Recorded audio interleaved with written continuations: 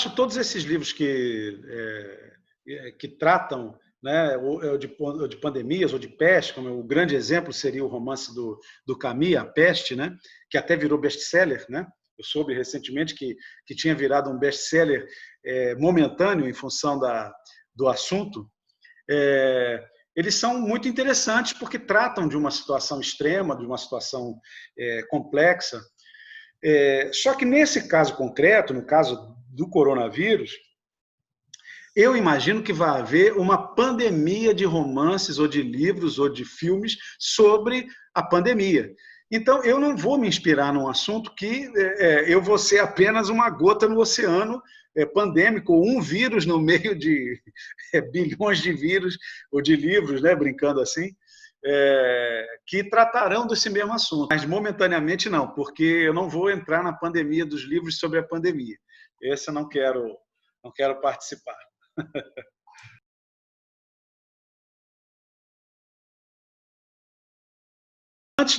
Antes da pandemia, assim, eu tinha uma rotina. Antes da pandemia, eu tinha uma rotina que eu acordava cedo, né? Acordava bastante cedo, 4 horas, 5 horas da manhã, para escrever. Aí até mais o meu filho menor acordar, à tarde era um tempo ou para rever o trabalho da manhã, para escrever mais um pouco, ou para resolver problemas de todas as pessoas, né? Ir ao banco, etc.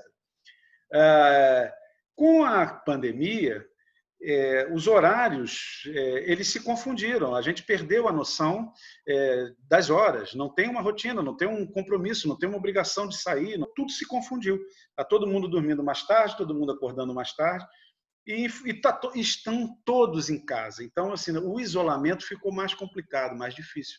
Então, eu, por exemplo, depois dessa pandemia, apesar de teoricamente ter mais tempo, não é verdadeiro na prática. Na verdade, meu tempo praticamente desapareceu. Estou com muito menos tempo, né? Porque tem outros afazeres, inclusive os afazeres domésticos, né? Inclusive fazer a comida, fazer as compras, ir ao mercado, ir à farmácia, todas essas coisas. Então, prejudicou muito, né?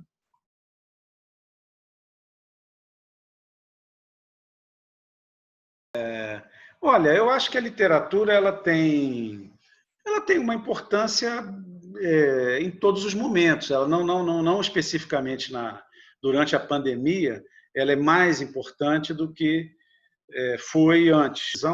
Os meios audiovisuais, eles também cansam, eles também enjoam, e que é necessário você, às vezes, sair da televisão para buscar um livro, né? Então, eu acho que a pandemia está ensinando que aquele prazer do livro, né, não é tão imediato, mas que o excesso da TV ela cansa também, ela se torna insuportável em alguns momentos. Não só o telejornal, mas as séries infindáveis da Netflix, elas se tornam cansativas. Então, eu acho que a pandemia ela pode ajudar a literatura nesse aspecto, né? Porque a literatura tem que ser vista sempre como um prazer, né? Ela não deve ser vista como funcionalmente, ela serve para. Se ela tem uma utilidade, é uma utilidade de enriquecer individualmente a pessoa que lê. Essa é a minha opinião a respeito da literatura.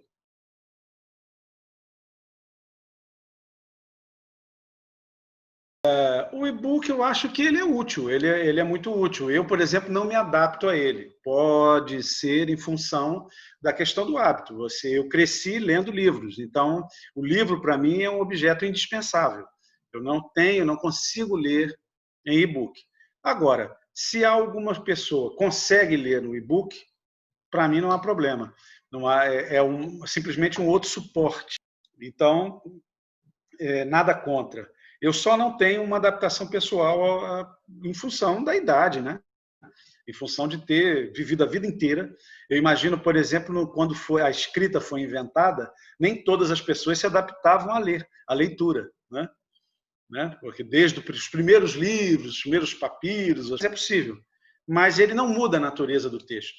Ele é só o suporte. Então, nada contra.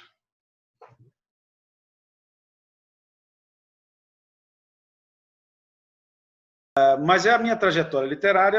Eu pensei, eu trabalhei a vida inteira para ser um professor universitário. E quando me formei, em 86, eu fui trabalhar com o professor Antônio Weiss, no dicionário dele, o dicionário Weiss. Trabalhei como lexicógrafo, na época, curiosamente, fazia letra D, escrevia letra D, mas foi logo depois que eu comecei a trabalhar, acho que fiquei 1 ano mais ou menos, entrou o governo Collor com aquelas medidas de confisco da poupança, confisco da conta bancária. E aí, então, eu, afastado já da vida acadêmica e sem possibilidade, porque também não havia mais concursos públicos para a universidade, né?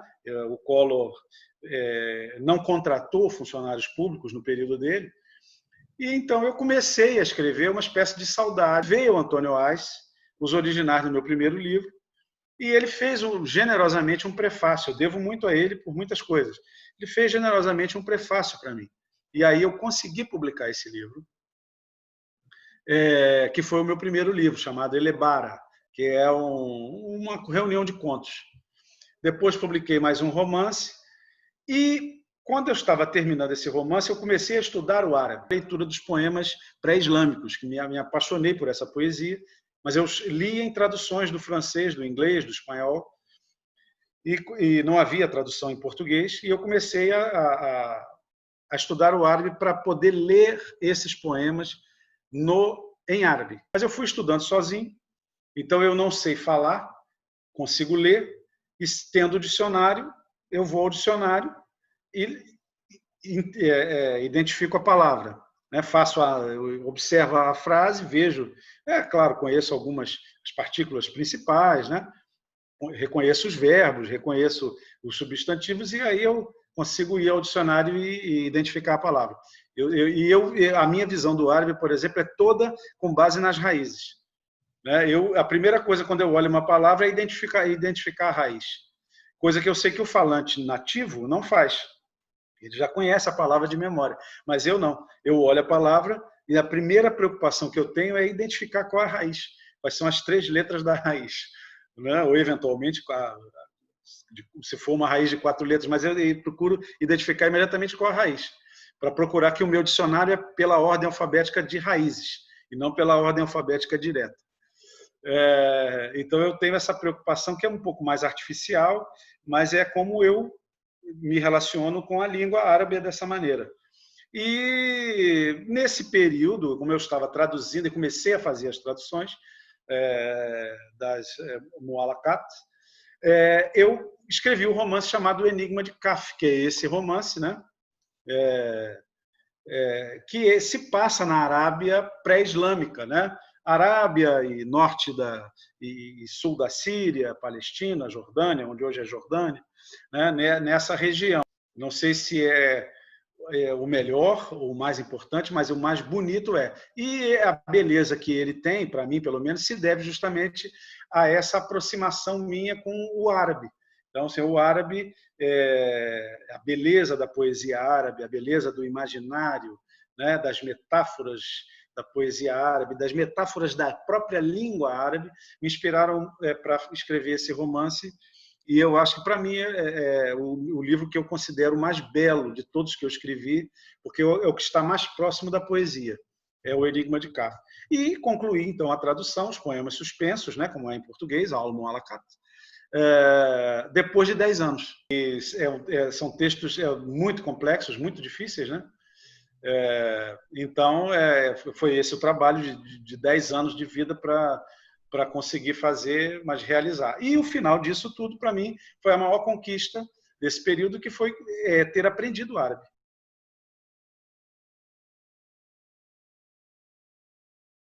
Acho que tem uma influência muito forte. Meu avô, por exemplo, porque eu sempre fui uma pessoa muito ligada, apesar de escrever romances policiais, escrever em prosa, apesar da prosa, do romance policial, eu sempre fui muito ligado à poesia. Tá? A poesia, eu acho que é a verdadeira arte literária, é a mais sofisticada. Se ele brigasse comigo, fosse me dizer qualquer coisa em relação a como me comportar, o que é certo, o que é errado, sempre tinha um verso de algum poeta, sempre tinha uma palavra sapiencial, né? Um dito sapiencial. Então, é uma forma de você lidar com a educação. Então, o eco, toda a maneira toda metafórica de lidar com, com a vida, né? Foi, acho que, muito forte, que me influenciou muito na minha forma de escrever.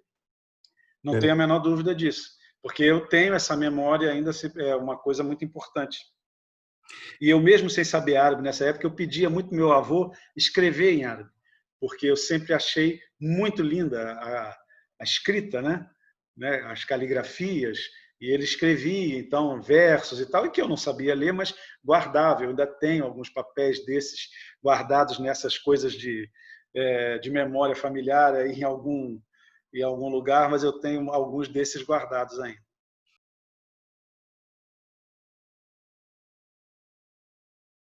Escritores, vou dar um exemplo de cada. O escritor libanês, ele não era exatamente libanês, foi para o Líbano, né? Ele era palestino-libanês. Existe o Elias Khoury, que é um romancista que eu acho espetacular. Ele é um grande romancista, ele é o grande romancista do Líbano, mas um escritor que tem uma aproximação com o Líbano, que eu acho muito bom, que é o Hassan Kanafani. Os escritores de língua árabe, que eu acho mais fascinantes, Ibrahim Al-Kuni, líbio. Ele é um autor líbio, que gosto muito. Gosto do egípcio Naguib Mahfouz, né?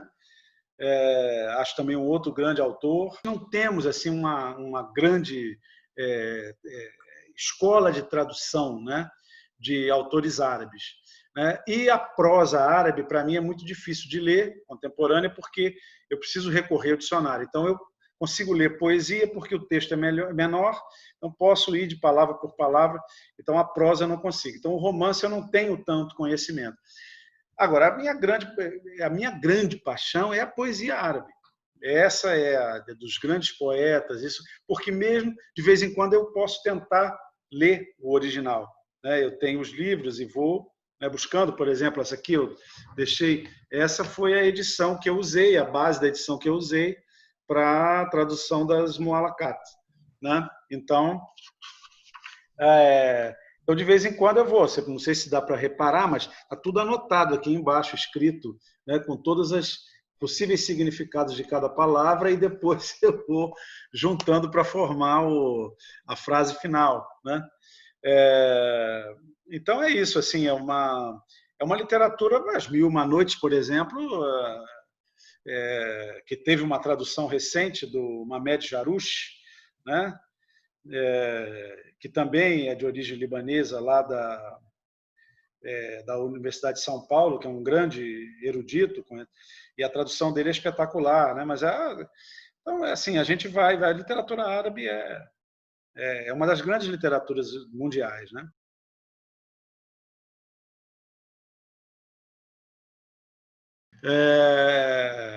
Bom, então quero mandar um grande abraço, né, para todos os meus irmãos libaneses. Estou com saudade de visitar o Líbano, já estive aí 2 vezes, pretendo estar a terceira. Na primeira vez fui sozinho, na segunda vez fui com meu filho mais velho, que hoje tem 31 anos, e pretendo ir a próxima vez com o meu caçula, que tem 7 anos, para conhecerem a terra dos antepassados.